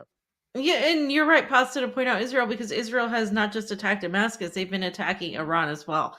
Yeah. And they've been really ramping up this escalating things with Iran. And of course, Israel is nothing without the United States. I mean, the United States, helps fund the entirety of Israel, including its weapons. And obviously, there are things happening with Palestine and things happening internally with Israel as well. So it's really you see a lot of destabilization actually right now in Israel, and a lot of cooperation and coming together and seeking peace in the Arab region, in the Arab world. So I think what we're seeing here is like the result of a lot of things, but it's interesting how this is all happening at once, right? You have the Russia-Ukraine conflict, you have what's going on in Africa, you have what's going on in the Middle East, and of course China as well. So yeah, it'll be interesting to see what happens. And this is just what I read: be angry and die of this anger. This is big to say. They don't care. I mean, they know the United States is accusing them of giving weapons to Russia. They know that the United States is saying they're not allowed to have more nuclear weapons, because again, the United States is comfortable in for the longest time in being like the police of the world, being the people who tell you what you can or cannot do. But that's not working anymore. And so, and with Saudi Arabia coming into the fold, fam, that throws a wrench in everything. Yeah. Because if the United States loses Saudi Arabia, they lose. Yeah. That's it. They lose everything. They lose the value of their Yeah. currency. They lose a lot of things. We lose a lot of things. So we have to do something to get these people together. I think this is just great news. This spells peace. This to me is mean less people going to die. I mean, obviously the hegemony will get a little crazy before it gives up complete power. And like I said with Ahmed Cabello, a lot of people always would question who's pulling the strings, Israel or the United States or Israel, right? Who's the supreme leader? Who's the commander? A lot of people can make the case that behind everything, especially when you look at a lot of our policies in the United States, Israel has their fingerprint all over it. And I'm not talking about all the people of Israel. I'm talking about the Zionist rulers and leaders who control things that even their own people are getting in the streets or complaining about there as well. Netanyahu seems like to have pissed off a lot of his own citizens, his own countrymen. And we put up the map up there. Thank you again, buddy. We put up the map to show the significance of the regional significance of what's going on over in that region. Fam, anything else you want to talk about with this one, or should we go on to the next section? Let's go on to the next and last section. We're not going to go on with this forever, but I do have to say, Pasta, you could talk about your experience and what we saw in Cuba, and it was a really poignant thing to talk about because, I think it's more than just. I wasn't even bringing socialism or capitalism into it. Martha Bueno called me a commie because I pointed something positive out about Cuba, but I wasn't even bringing into. I didn't even say the word socialism. I simply said I actually did. I said the word, you can say what you want about socialism, but what we have in the neoliberal US is a lack of humanity. In fact, if you want, we can talk about Jordan Neely, and then I want to put the tweet up that I did because that was my response to the whole Jordan Neely thing. You can sit here and argue the guy was this, and my issue with, and it is the right a lot of the times. It is the right a lot of the times that does this. Not only right, it's not only them. But it is a great part of them. Well, we need to know who this guy was. Did he have a criminal record? Like, who is he? Well, let's look at his background. Let's assess if his life was worthy. So for me, it's kind of like there's a difference between somebody like literally going and pointing a gun, and then and even then you the whole point is you try to de-escalate the situation. And then some guy being mentally ill and screaming and well, I think we have to put a perspective on what's going on too as well, because I just saw what I see more than anything is number one, not focusing on the real problems. When we started getting closer, moving along towards the real problems, of when the activist who was speaking out against housing, or speaking out for housing as one of the problems, like this is not about white supremacy. This is not about this is not a real lynching, or this is about housing as a problem over here. Well, we're starting to move in the right direction when we're talking about housing, because this guy was unhoused. He was hungry. He was upset. He was confused. He was mentally ill. Obviously, now, there's so many videos of this guy popping up of what he's done before and how he's been arrested, fam.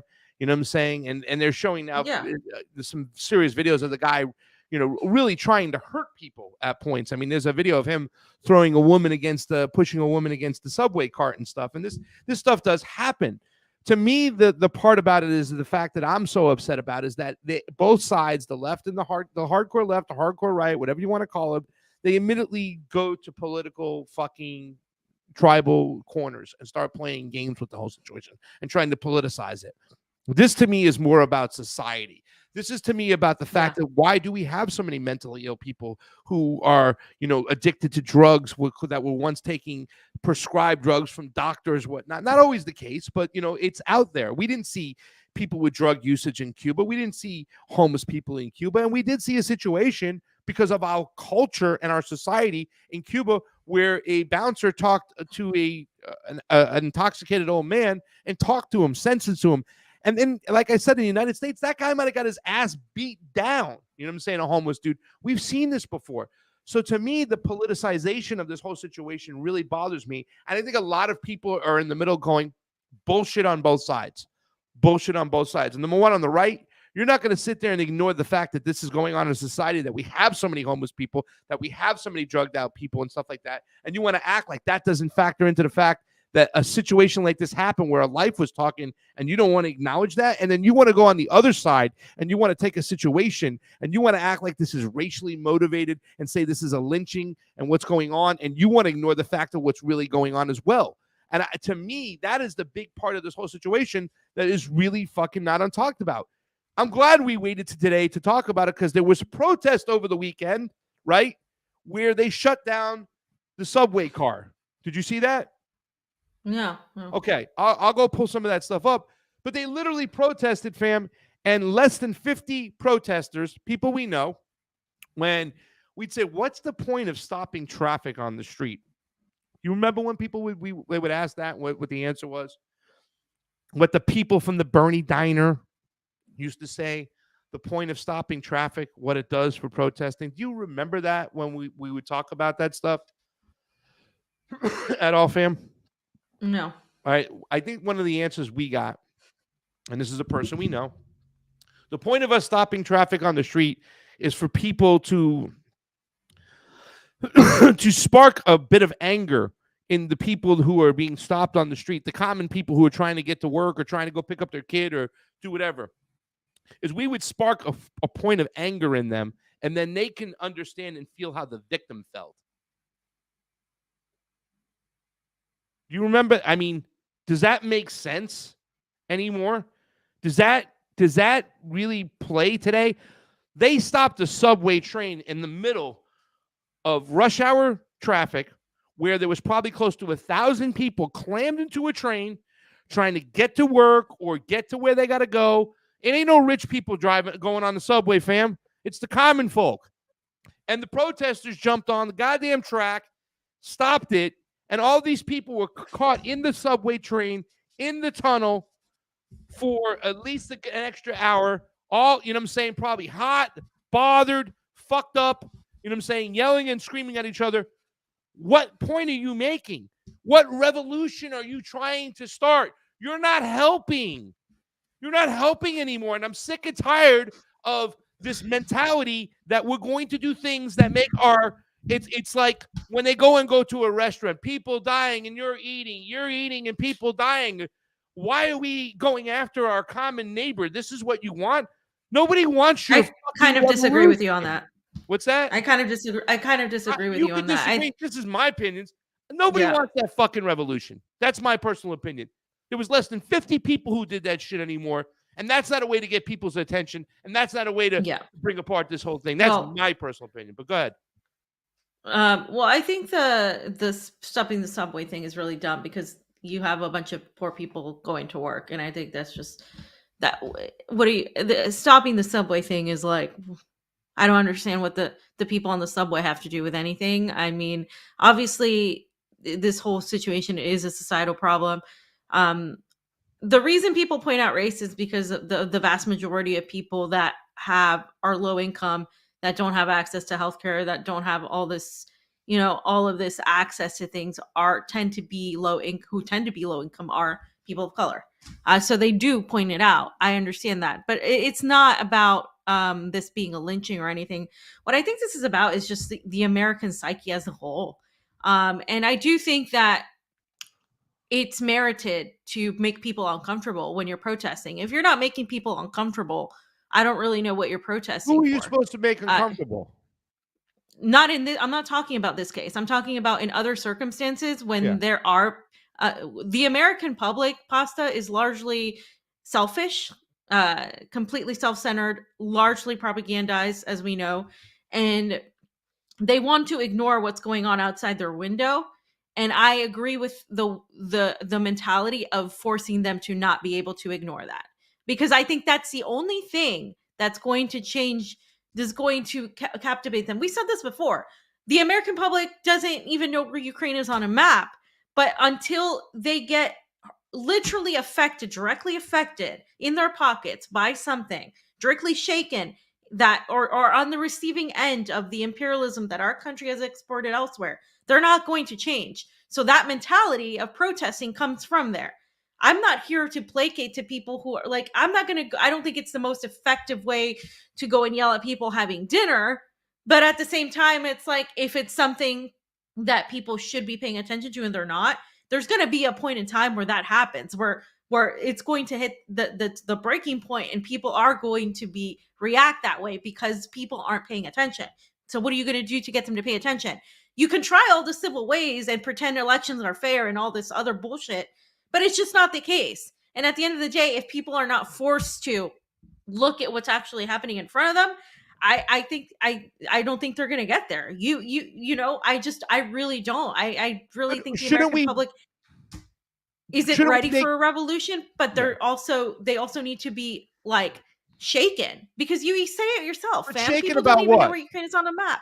Yeah, but shaken about what? I mean, why in this particular situation are we making them shake about this particular situation? I'm not talking about this particular situation. I'm telling you in general that I disagree with you generalizing about, going to disturb people at restaurants or yell or protesting, because protesting is in itself an act of making people uncomfortable. It's you're protesting the establishment. The establishment is literally everybody ignoring what's going on. Okay. So I think if you're protesting isn't meant to be hoo ha hooray, we're just gonna follow the law here, and that's not really my what is personal protesting. opinion is that the people we need to make feel uncomfortable is the actual lawmakers and the leaders themselves. When you make your neighbor feel uncomfortable and you're trying to jolt them for whatever reason, you're now pitting people against each other, and you're actually doing the work of the establishment, in my mind. If you want to go protest in front of politicians' houses, if you want to go to leaders' places of work and all that, I'm all for it. But if you're going to stop a subway, and I don't think stopping the subway. But again, you take a look at this generalize and you here said, as well, fam. This is a good one too, as well, right? But you generalized and you said like that protesting, you're going to restaurants. I think that's merited sometimes. I think going to people's places of home, politicians. It's not just politicians though, Pasta. Politicians wouldn't have power without people supporting them. I'm for against any type of pitting or disturbing the people against each other and saying that this issue is more important than that issue. Once again, I'm not trying to start a revolution. People need to take accountability. Hold on a second, let me finish. The American public needs to take accountability. Let me finish. I'm not trying to start a revolution over here. I'm just trying to get people on the same page. And with these type of tactics, it's people who are not on the same page. That is my point. So I'm not for them going and starting problems with people in restaurants, the common folk eating in the restaurant outdoor. I'm for them going after the establishment and the leaders themselves. Let me just play this quick video. But people need to take accountability. There's no accountability taken by the American public if you only say it's just politicians. Who empowers the politicians? This is why accountability for what? Most of these people who are being propagandized for not doing anything. All right, this particular situation, what are we going to make these people feel accountable for? I go back to, I'm not talking about this situation. I think people protesting in the subway and stopping the subway is really stupid, because they're literally targeting a lot of the working class people of color that they're protesting for. So it's stupid.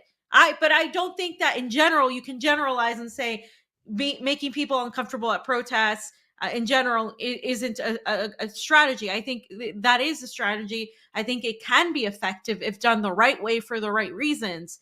And I don't think that's pitting people against each other. I do think you are going to have people against you. That's just a reality of things, unfortunately, because the politicians and the State Department, the establishment, the people in power have already weaponized pawns to use against us. So yes, you have people that are your neighbors that are against you. I'm not talking about using culture wars to divide people. I'm talking about there is going to be a point where you do have to where people do have to be shaken up and or awoken to some sort of recognition. And I've for the longest time hoped we wouldn't have to get there in the United States, but honestly I don't see a way out because people are so propagandized and they're so comfortable being so propagandized.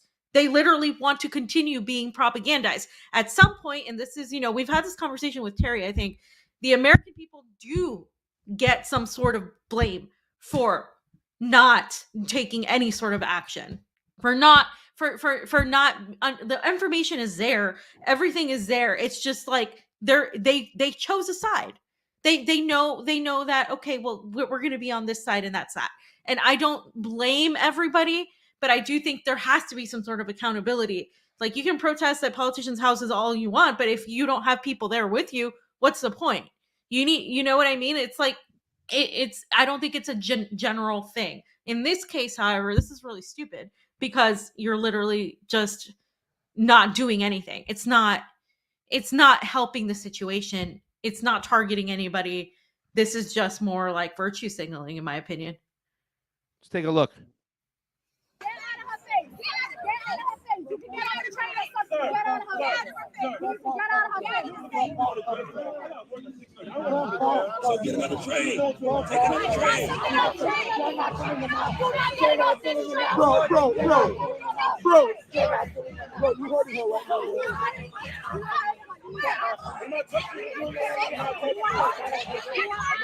Is this in New York, by the way? Yeah.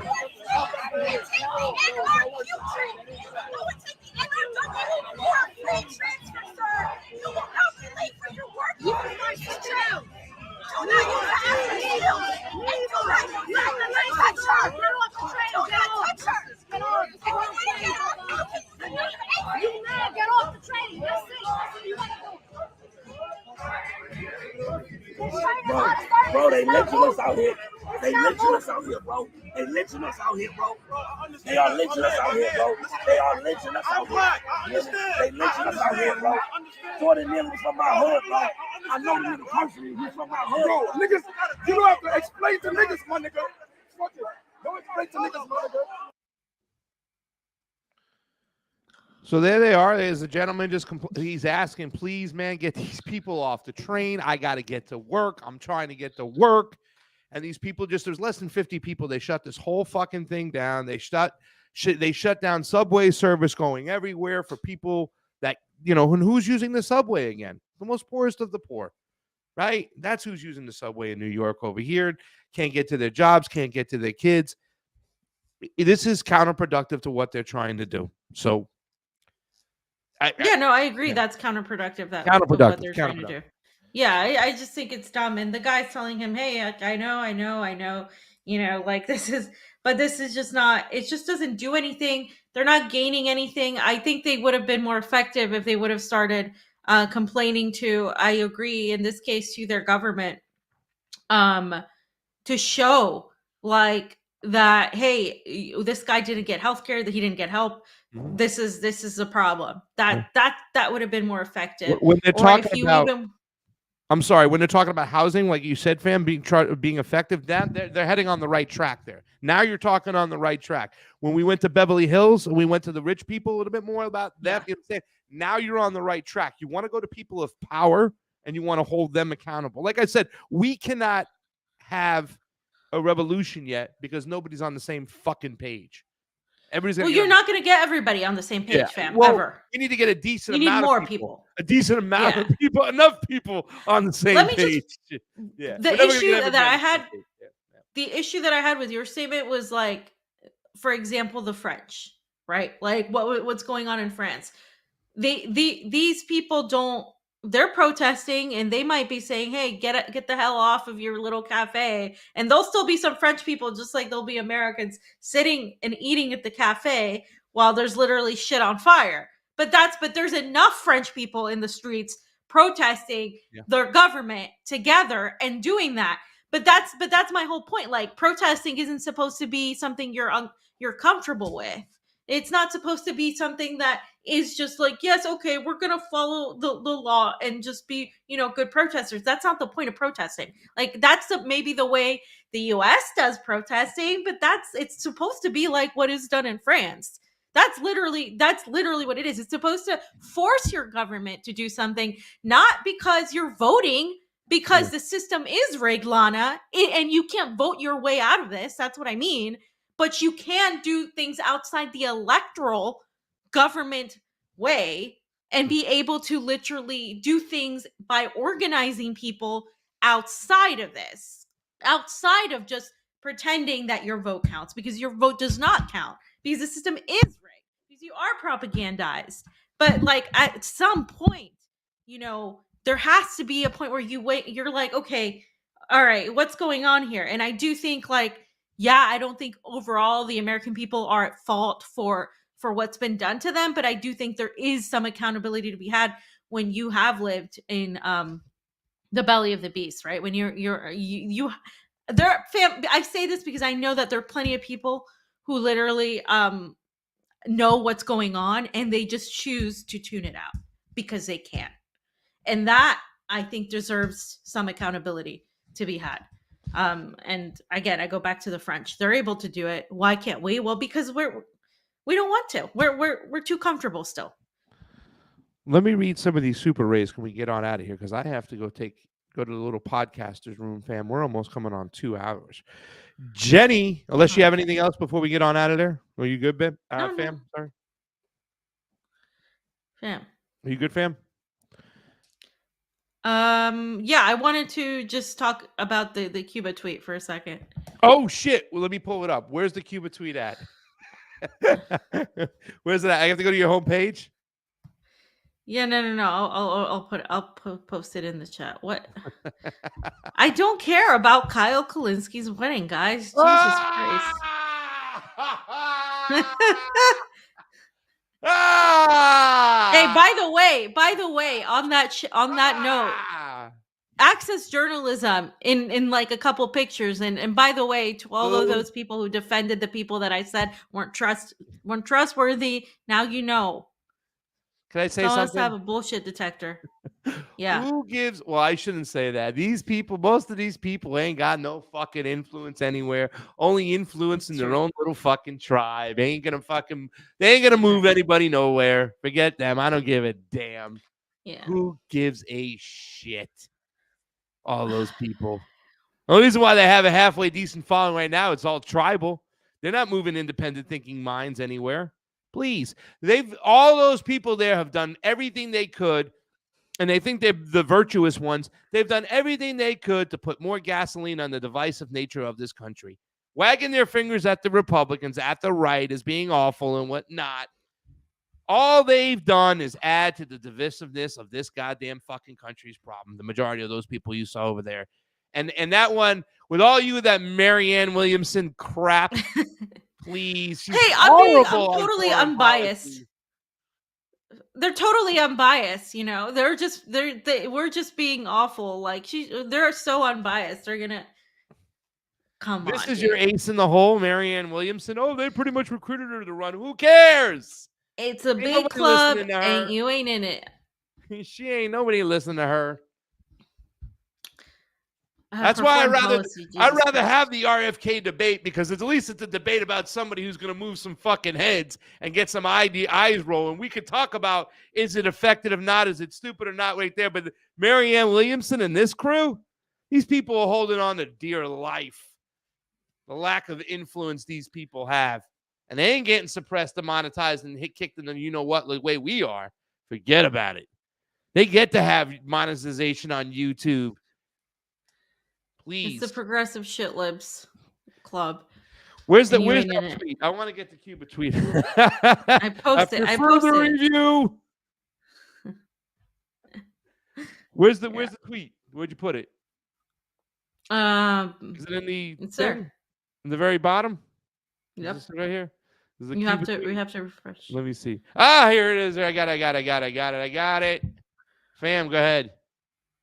Let me make All it. right, and Pasta's witness to this, right? Pasta, you're witness to this. So I said, when I was in Cuba, I witnessed a disturbed man yelling outside of a restaurant multiple times, coming up to security, taunting them for a fight. Because I don't think we really talked about what was wrong with this whole situation. My issue with this whole situation was how people were literally like reacting.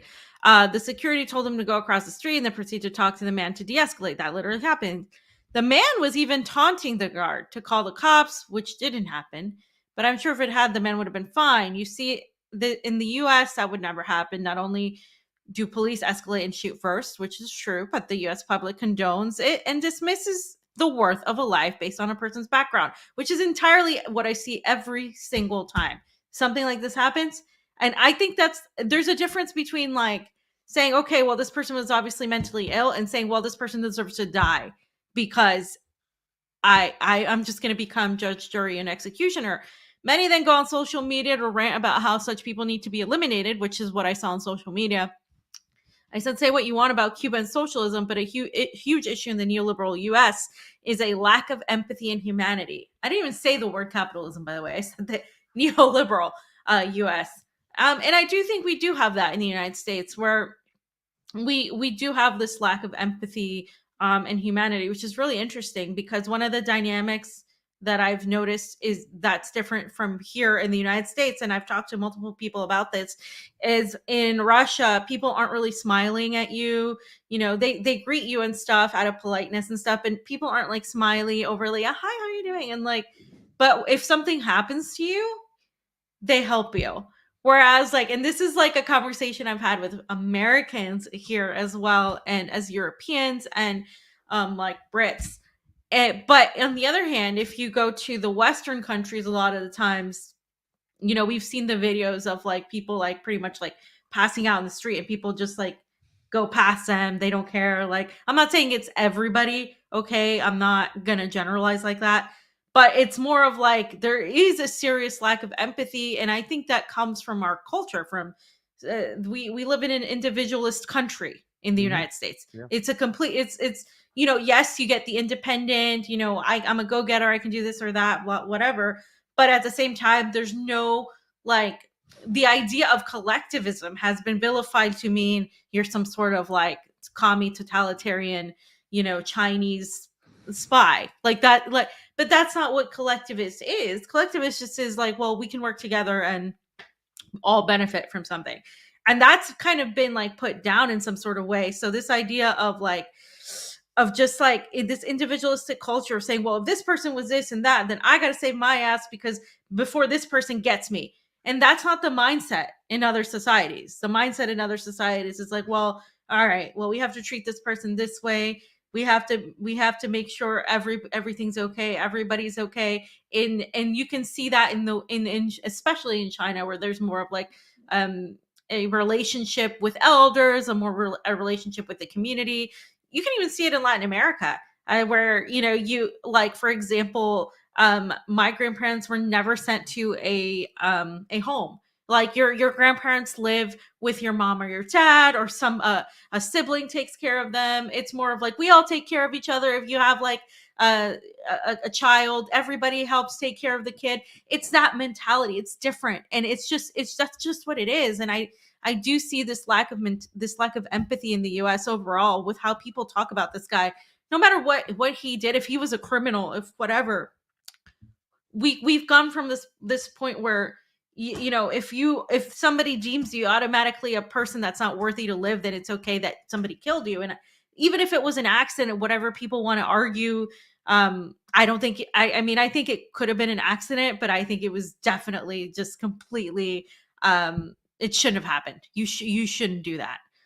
It shouldn't have happened at all. It But shouldn't have that's happened beside because the I think point. it goes back to what we talked about. And we have to get out of here. Obviously, there's no one on 2 hours. Yeah. It's because the way society is, the way the social Yeah. engineers within our society are the ones who have created these parameters. They've created the playing field. They've created this whole situation, whether it be big pharma drugging up everybody, whether it be just the ruling class pitting people against each other. It's just That has to be looked upon. The fact that there's so many homeless people, the fact that there's so many people without a job, without a way forward, people are scared, and all forms of existing bigotry are hyperinflated at times of economic stress. And we are at the biggest time of economic stress in quite some time. And it's just everybody's pinned against each other. And that's what needs to be focused on. How do we remove that element? Situations are going to happen. I'm not saying that this is not a sad situation, but I'm saying when you provide the playing field and the platform for this to happen, it's going to happen. And we need to look at the real problem. And that's our society, what's going on, the economics. So much into play. 750,000 homeless people, and it's growing. The Sackler family's been sued for what they've done to our children, poisoning their minds. They've heightened these culture wars to just have everybody at each other's throats. And I think that needs to be looked upon before anything. And then we can start working on the other issues that exist. But we have to change our society as a whole. To me, the most thing about the glaring thing about the Cuba situation is what you talked about. It's like our society is different. We have streams and platforms and shows that have people beating each other up and fighting each other, and people glorifying that. You know what I'm saying? That's not glorified in Cuba. The way they look at their elders is different in Cuba. The way that young man looked at that older man, like, hey, man, and then he was in the middle of the street, and he could have just said, fuck him and leave him there. But he even went across the street to talk to him and say, hey, man, just move over to safety. Go over there, please. I get you. I understand where you're coming from. But you know what I'm saying? The extra step and that gentleman, that's societal.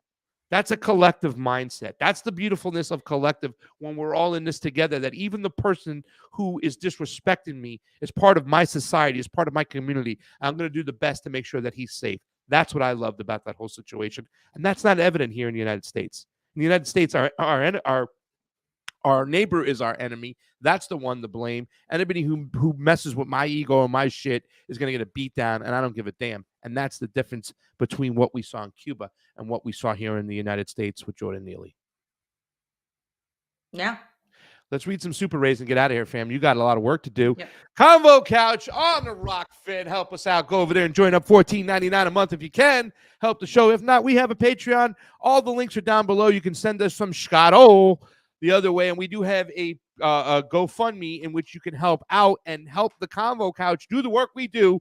We can't do it without you. We don't take any of that corporate sponsorship. We are powered by the people, which means we can do the real work. Jenny, thank you so much for the Super Ray contribution, fam. It is always appreciated on the couch. Gregory Walker says, Viva Patrice Lumumba. Thank you so much, whatever that means, Gregory. We love you. We love you. We always love you, and we can't get enough of you. JVB, excellent interview. I love it. Ahmed Cabello is here. And Arem Chow. Chow. Fam, you should be wearing your hat today. I don't know where it's at, but you got anything else going on? Anything you want to tell the people at home before we get on out of here? Just tomorrow, I'll be taking pictures and videos of whatever I see. It's not going to be as much as it usually is, but of the May 9th celebration parade. And it's not celebrating Russian imperialism. It's literally celebrating the defeat of the Soviet army over the Nazis, which is something that the U.S. celebrates, right, all the time as well. So there you go. There you go, guys. You guys know all the way to help the show. Thank you guys so much for today. We can't do it without you. Thank you all the Super Ray contribution, the Patreons, everybody that's helped out along the way. Get us to Cuba, get us to do the work. Dude, I love going to Cuba. I think it's been amazing. I'm going to continue to go. I got a baseball video coming out soon. I can't wait for you all to see it. I hit baseball gold there, like I said on the last show, was able to meet a municipal team. And I think that using baseball is going to be a great way to build a bridge. Fam, I went out and did a little monologue for my video out to the field that I played my first baseball game. I played T-ball for a little while, but when I graduated from T-ball, and I was one of those advanced athletes, I was in the top 10% of the athletes, so I made it to baseball like a year before 90%. There was like 10% of us that made it up quicker. And my first baseball game was played in Little League? Little League. I went down there and I filmed a monologue yesterday on it. I can't wait to bring it to you guys. So please be on the lookout for that. I did an interview with Don DeBar, KPFK. It will be on his YouTube tonight. We'll be on the show tomorrow. So take a look at that. We'll be back Wednesday here on the Convo Couch for Pasta Jardula. Yarella. And Ahmed Cabello, our guest today, and myself on the ones and twos. Cabo out. All right.